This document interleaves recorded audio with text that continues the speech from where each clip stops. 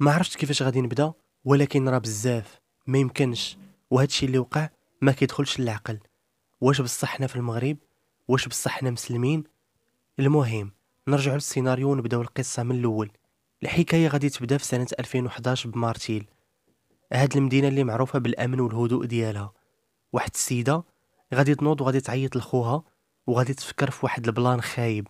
غادي تتفق معاه باش يعاونها تقتل راجلها. وفعلا داكشي اللي كان، قتلوه بدم بارد.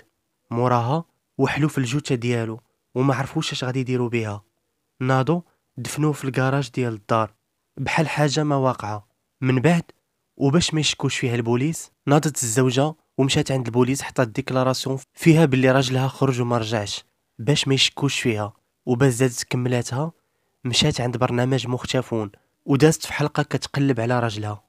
ايوا هنا البوليس تخربقوا والبحث زاد تعقد، حيت من المستحيل تشك في وحده دايره هاد الحاله على راجلها. في البرنامج قالت لهم باللي توحشت راجلي بزاف، والدار بلا بيه خاويه، وخلا بلاصتو كبيره، وانا دابا مريضه وكنشرب الدواء بسبب الغياب ديالو، وكنتسنى غير امتى يرجع ليا، حيت ما يمكنش نعيش بلا بيه.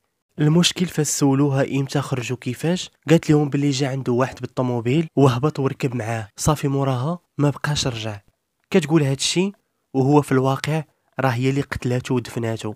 المغاربه كلهم تعاطفوا معاها وحتى واحد ما شك فيها، خصوصا كتبان مبرده وما بيناش عليها.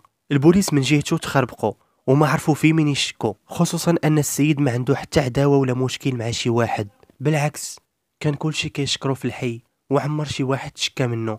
ايوا اليوم وحيت الروح عزيزه عند الله، ومورا ما دازت 11 سنه على الجريمه وحتى قالت الزوجه صافي راه تنسات، قدرات السلطات الامنيه تفك اللوز ولقات العظام ديال الجثه في الدار. وحاليا راه شدوا الزوجه وشدوا معاها حتى خوها، وراهم دابا مع البوليس في التحقيق.